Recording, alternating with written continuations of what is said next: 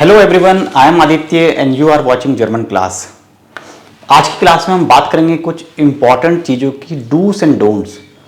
German तो हम सब सीख रहे हैं, लेकिन क्या चीज़ों का ध्यान रखना है, क्या चीज़ करनी है और क्या अवॉइड करनी है, ये दोनों ही चीज़ें बहुत इंपॉर्टेंट है। Learning German is a process. German सीखना एक जर्नी है और इस जर्नी को एन्जॉय करना बहुत ज़रूरी है। Do not take it as a burden, it's a journey. तो जर्नी को एन्जॉय करो और इस जर्नी से जाते टाइम किन बातों का आपको ध्यान रखना है। एक सफ़र है, सफ़र में कुछ चीज़ों का ध्यान रखना है, क्या चीज़ आपको नहीं करनी, क्या करनी है। कुछ छोटी छोटी बातें आपको पता भी होंगी, लेकिन कुछ इंपॉर्टेंट चीज़ें भी जो शायद अभी आपको ना पता हो, तो अपने एक्सपीरियंस के आधार पे शेयर कर रहा हूँ आपके साथ। वीडियो को पूरा देखना है एंड तक। काफ़ी सारी चीज़ें हैं, उनको पॉइंट्स बना लेना, लिख लिख के देखना और फिर देखना क्या ये चीज़ें वाकई में रियली हेल्पफुल हैं। शुरू करते हैं क्लास को। तो सबसे पहले मैं बताऊंगा क्या चीज़ ज़रूरी है, डूज, क्या करना चाहिए आपको। तो कुछ चीज़ें मैंने नोट करी है। एक तो स्टडी डेली एवरीडे। डेली पढ़ना, थोड़ा थोड़ा पढ़ना बहुत ज़रूरी है। चाहे आप 20 मिनट पढ़ो, चाहे आधा घंटा पढ़ो, अपने समय के अनुसार, लेकिन पढ़ना, डेली पढ़ना। Study everyday little bit. Note करोगे मेरे वर्ड्स को, स्टडी एवरीडे लिटिल बिट। थोड़ा थोड़ा डेली पढ़ना बहुत ज़रूरी है।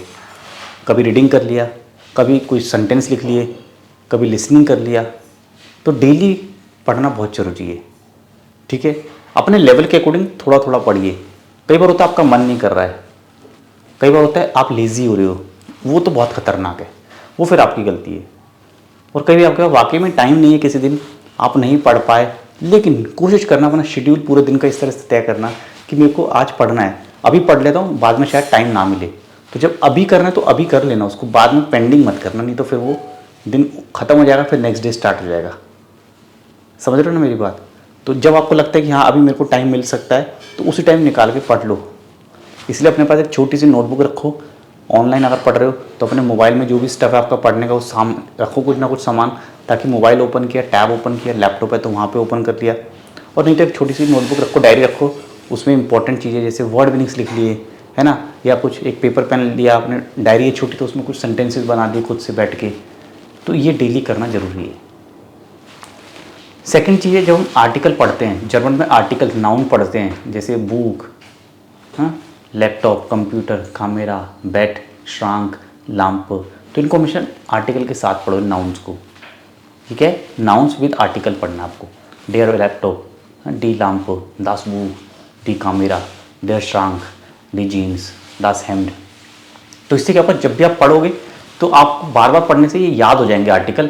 आपको इतनी प्रॉब्लम नहीं रहेगी कि आर्टिकल मैं कैसे याद करूँ, मेरे को तो समझ ही नहीं आ रहा है, क्योंकि आपने हैबिट इस तरह से बनाई हुई है, जब भी कोई नया वर्ड आता है तो आप उसको आर्टिकल के साथ ही पढ़ते हो, तो हमेशा याद रहेगा, भूलने के चांसेस कम होंगे और आप उसको आगे चलते चले जाओगे। इसकी चिंता नहीं करनी, क्योंकि सारे आर्टिकल्स नहीं पता होते किसी को भी। सारे वर्ड्स के आर्टिकल पता हो ये असंभव है, इम्पॉसिबल है, राइट। तो जितने आते हैं अच्छी बात है, आप कितने आने चाहिए वो आपकी कैपेसिटी है, ठीक है, और वो आपका कितना टाइम दे रहे हो आप उसके ऊपर डिपेंड करता है। तो आने जरूर चाहिए, कम आते हैं कोई बात नहीं, आने चाहिए। नेक्स्ट पॉइंट है थिंक इन जर्मन। ये बहुत बार आपने सुना भी होगा, लोगों ने बोला है, टीचर्स ने बोला है, पढ़ा भी होगा। Always think in German. ये होता क्या है, थिंक इन जर्मन कैसे, जब जर्मन सीख ही नहीं तो कैसे थिंक करें। अभी सीख रहे हैं तो क्या थिंक करें जर्मन में। इसका मतलब ये है सिंपल से कि ट्रांसलेट नहीं करो, वर्ड टू वर्ड ट्रांसलेट नहीं करो। सिंपल सेंटेंस होता है आई एम गुड इंग्लिश, उसको इश बिन गुड नहीं बोलो। हमें अंग्रेजी नहीं भी आती ना, तो भी हम सोचते हैं अंग्रेजी में ही है। याद है, बहुत से स्टूडेंट्स हैं जिनको अंग्रेजी नहीं आती, लेकिन अगर उनको बोलेंगे कि कैसे बोलोगे मैं अच्छा हूँ, तो इश बिन गुड, ये कैसे निकल गया इश बिन गुड। आपको तो अंग्रेजी भी नहीं आती, लेकिन आपको इतना तो पता है इश मतलब I am good. I am good आपने पढ़ा है, सुना है, तो सीधा अंग्रेजी पे जंप कर जाते हो। वो नहीं करना। अंग्रेजी क्यों कर रहे हो जंप, सीख तो जर्मन रहे हो और अंग्रेजी भी नहीं आती आपको, लेकिन सोच अंग्रेजी में रहे हो, तो सोच सकते हो आप। तो लैंग्वेज आए चाहे ना आए, आप सोच सकते हो उसमें। अंग्रेजी में क्यों फटाफट सोच लेते हैं, कि वो हमारे बहुत क्लोज है, बहुत हमारे नियर है, करीब है हमारे। हम हर दिन कुछ ना कुछ अंग्रेजी का पेपर देख लेते हैं, कहीं न्यूज़ में पेपर में ऐड देख लेते हैं, कुछ सुन लेते हैं अंग्रेजी में, कहीं लिखा हुआ पढ़ लेते हैं सड़क पे। तो अंग्रेजी हमारे बहुत करीब है, क्लोज है। तो जर्मन में सोचना है एस गेट मियर गुड, आई एम हंग्री, हाँ, इश बिन हुंग्रिश नहीं, इश हाबे हुंगर, इश हाबे हुंगर। आई एम फीलिंग कोल्ड, मुझे ठंड लग रही है। मियर इस्टेस काल्ड, मेरे लिए इंपॉर्टेंट है। मियर इस्टेस विस्टिश, इस तरह से करोगे। मैं एक सजेशन देना चाहता हूँ, ich möchte einen Vorschlag machen, माखन, फोर्शलाक माखन। मैं स्पोर्ट्स खेलता हूँ, इस त्राइबे स्पोर्ट, इस माखे स्पोर्ट, इस पीले स्पोर्ट कुछ नहीं होता, गलत होता है। तो कुछ मैंने उदाहरण दिए, इनसे आपको समझ आ जाएगा। नेक्स्ट है टेस्ट वीकली, है ना। टेस्ट वीकली मतलब जब भी जितना भी पढ़ते हो आप 7 दिन के बाद एक अपना टेस्ट ले लिया करो। अपने आप से अपने पुराने 7 दिनों का रिवाइज कर लिया करो कि पिछले 7 दिनों में आपने क्या पढ़ा है, समझ गए, वो आपका टेस्ट हो जाएगा। पिछले 7 दिनों में आपने क्या पढ़ा उसको एक बार टेस्ट करके देख लो, खुद से टेस्ट कर लो, टेस्ट योर सेल्फ, खुद से टेस्ट कर लो। हालांकि मेरे चैनल पे भी प्लेलिस्ट है टेस्ट एंड जीजेश, है ना, आप अपनी लैंग्वेज को टेस्ट कर सकते हो, देख लेना, समय मिलेगा तो वो भी आप। नेक्स्ट इंपॉर्टेंट चीज़ है लर्न सिनोनिम्स। एक वर्ड के सिनोनिम्स याद करो जितने कर सकते हो, वो आपको बहुत हेल्प मिलेगी। एक वर्ड नहीं आ रहा है तो दूसरा आपको याद आ जाएगा, दूसरा नहीं आ रहा तीसरा आ जाएगा। तो सेम वर्ड, है ना, सेम वर्ड, शब्दार्थ जिसको कहते हैं, सेम वर्ड्स सिनोनिम्स बहुत हेल्पफुल होते हैं। ये रियली में बहुत हेल्पफुल है, इस बात को मेरी मान लेना।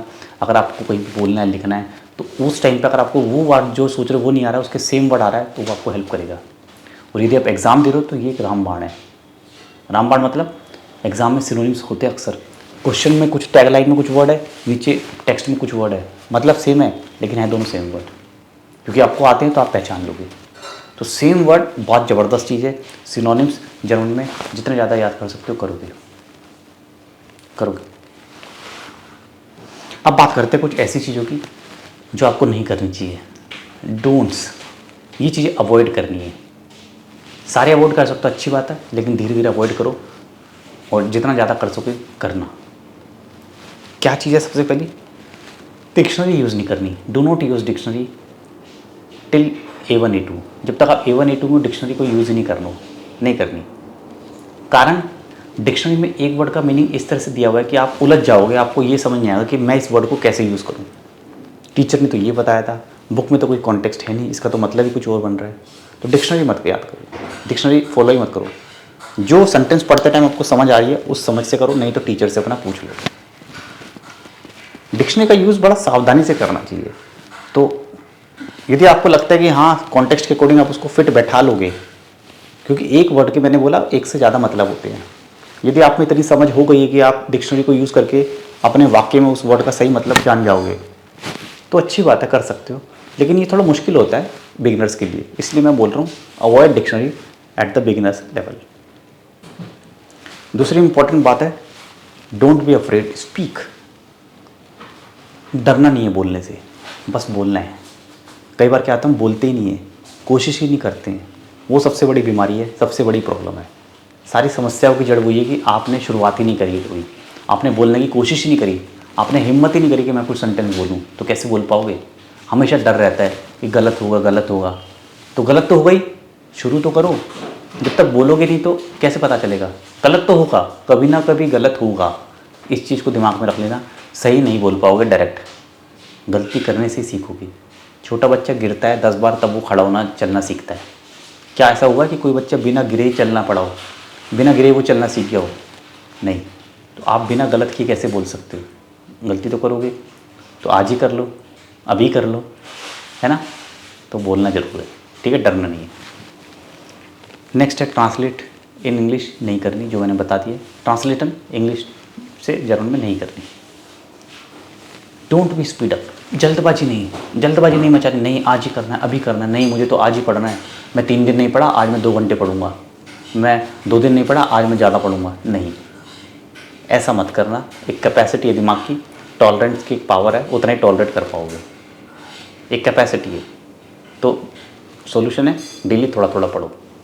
आपने एक दिन फास्टिंग कर ली, अगले दिन आप ज़्यादा खा लोगे, क्या होगा? पेट खराब हो जाएगा, है ना। 2 दिन आपने कुछ नहीं खाया, तीसरे दिन बहुत ज़्यादा खा लोगे, क्या होगा? पेट खराब हो जाएगा। ऐसा मत करना। तो थोड़ा थोड़ा डेली पढ़ो, कोशिश करो अपना टाइम मैनेज करने की, ताकि आप डेली पढ़ पाओ, टाइम निकाल पाओ। बस ये आपको करना है। वर्ब कॉन्जुगेशन को इग्नोर नहीं करना। वर्ब कॉन्जुगेशन बहुत क्रूशियल है, और बड़े लेवल पे आके इस तरह की मिस्टेक करना खतरनाक है, बहुत बड़ी बेवकूफ़ी मानी जाती है। इश बिन होता है, ठीक है, दो बिस्ट होता है, इश कौमे होता है और दो कॉम्स्ट होता है, एर कॉम्ट होता है। ये बेसिक्स आपको शुरू में सिखाए जाते हैं, उसको हमेशा याद रखो। ये आपका पिलर है, ये आपका फाउंडेशन है। यदि आपकी फाउंडेशन ही वीक होगी ना तो इमारत मजबूत बन नहीं पाएगी, गिर जाएगी इमारत, ठीक है। और जो देख रहा होगा ना दूर से पता लगा लेगा कि इमारत बहुत कमज़ोर है, आज नहीं तो कल गिरेगी ज़रूर।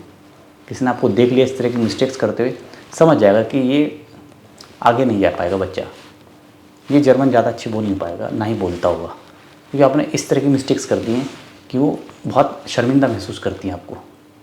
तो ऐसी गलती मत करना वर्ब कॉन्जुगेशन की। मोडाइल वर्ब को पता है, उसके रूल्स पता होने चाहिए कि सेकंड पोजीशन मोडाइल वर्ब है, लास्ट पोजीशन पे इन्फिनेटिव आती है। तो ग्रामर को भी पकड़ के चलना और गलतियाँ इस तरह की मत करना। वर्ब कॉन्जुगेशन इंपॉर्टेंट पार्ट है उसमें, ग्रामर में। दूसरा जो बेसिक ग्रामर का रूल है, मोडाइल वर्ब आपको आने चाहिए सही से। लिमिटेड मोडाइल वर्ब है, 7 गिनती के, और सातों का आपको मतलब पता हो, उनकी कॉन्जुगेशन पता हो। ड्यूरफन में इस डार्फ होता है, ड्यूरफे कुछ नहीं होता। वॉलन में इश विल होता है, इश वोले नहीं होता। गलत हो जाएगा इस सेंटेंस, प्रेजेंट टेंस में गलती मत करना, ठीक है। आपको लगता है कि इश पीले, इश हापे, तो इस ड्यूरफे, इश वोले, ये कोई वर्ड नहीं है, ठीक है, गलती मत करना। ये होता है इनडायरेक्ट रेडे, अभी प्रेजेंट टेंस में नहीं होता है। तो रूल्स को, बेसिक्स को संभाल के रखना। बेसिक्स का मतलब है जो A1 A2 की जो ग्रामर है वो बेसिक है, उसमें गलती कम से कम करना, उसको अच्छे से कंठस्थ करना। तो ये वीडियो थी मेरी आज की। अगर पसंद आई तो लाइक कर देना, चैनल को सब्सक्राइब कर लेना अगर नए हो तो। मिलते हैं एक नए वीडियो में। टिल देन, आउट सीन, टेक केयर।